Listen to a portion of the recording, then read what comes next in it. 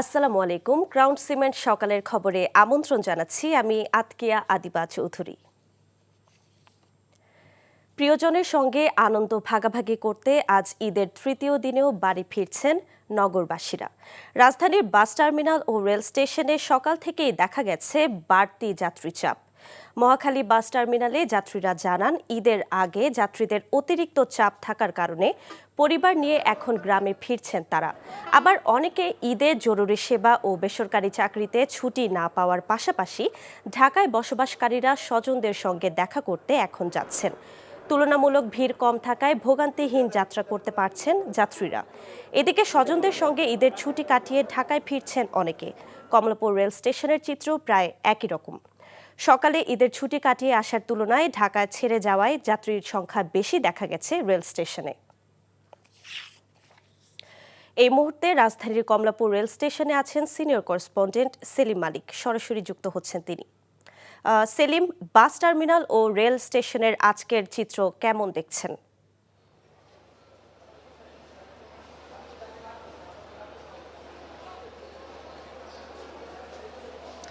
আজকে আজকে কিন্তু আমরা দেখতে পাচ্ছি যেটি যে আগামীকাল কিন্তু সরকারি প্রথম কর্মদিবস ছুটি, কিন্তু সরকারি যারা আসলে চাকরি করে তাদের ছুটি কিন্তু আজকেই শেষ।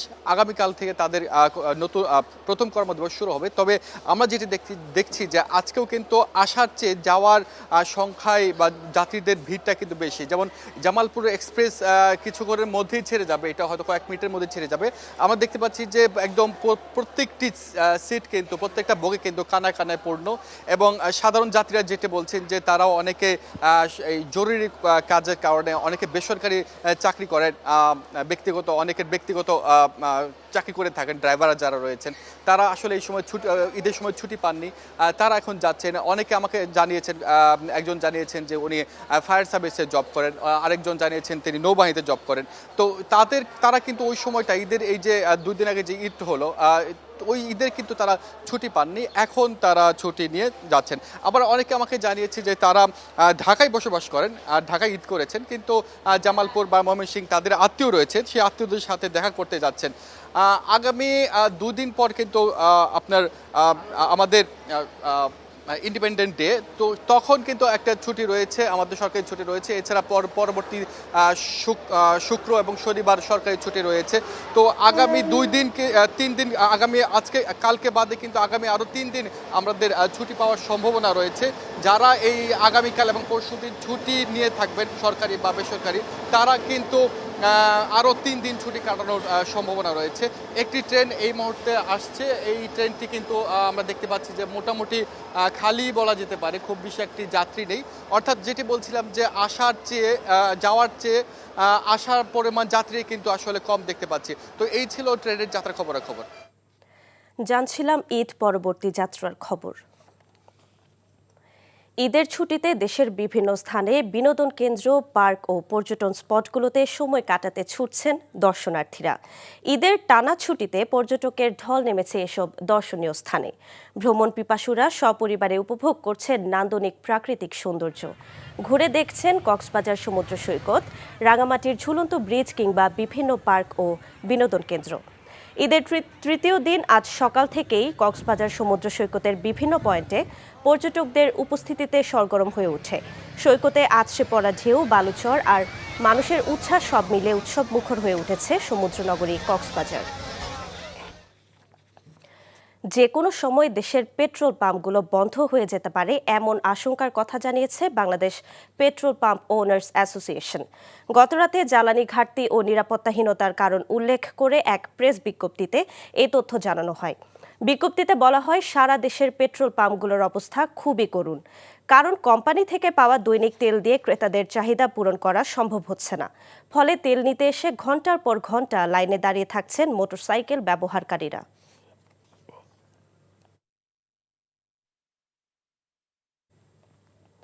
ছেলেরা উচ্চশিক্ষায় শিক্ষিত, আছে বিলাসী জীবন ও ভবন, কিন্তু সেই ভবনে জায়গা হয় না জন্মদাতা বাবা কিংবা মায়ের।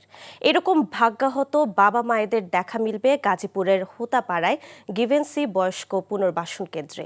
একসময় বর্ণিল ক্যারিয়ার আর সমৃদ্ধ পরিবার থাকলেও শেষ জীবনে যেন সবকিছুই ফিকে আর ধূসর।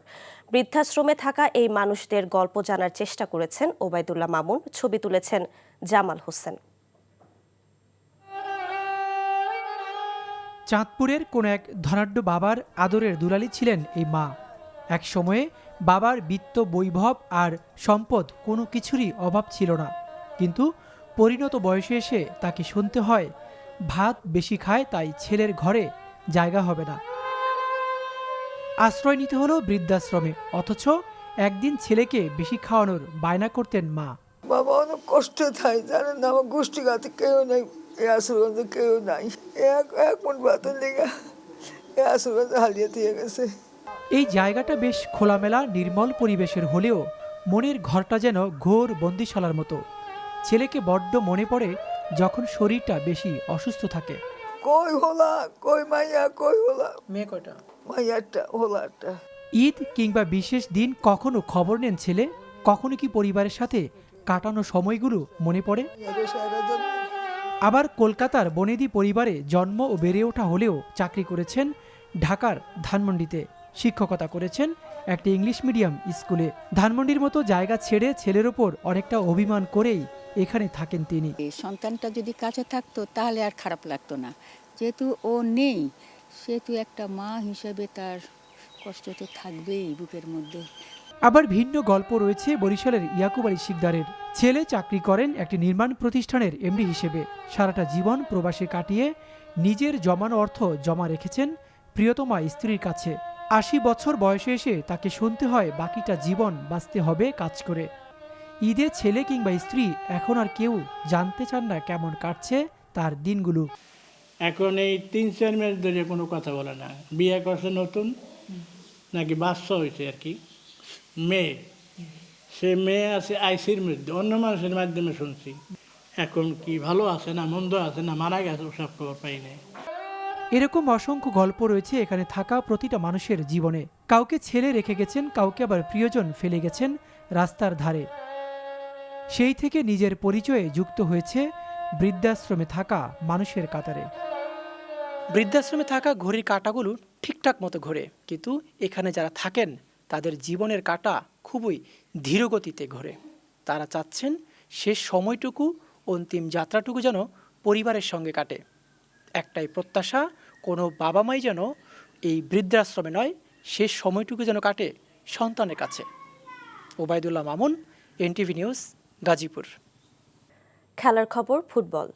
ভিয়েতনামে প্রীতি ম্যাচ খেলতে পা রাখার পর প্রথমবারের মতো অনুশীলন করেছেন জামাল ভুঁইয়ারা। হ্যানওয়ের ইয়ুথ ট্রেনিং সেন্টারে ১.৫ ঘণ্টা ব্যাপী অনুশীলনে অংশ নেন ফুটবলাররা। ভিয়েতনাম কঠিন প্রতিপক্ষ হলেও তাদের বিপক্ষে সেরা ফলাফলের সুযোগ দেখছেন মিডফিল্ডার সোহেল রানা। খুবই ইম্পর্টেন্ট একটা সেশন ছিল, যেটা আমাদের ভিয়েতনাম ম্যাচের জন্য প্রস্তুত করার জন্য এই সেশনটা খুবই ইম্পর্টেন্ট ছিল।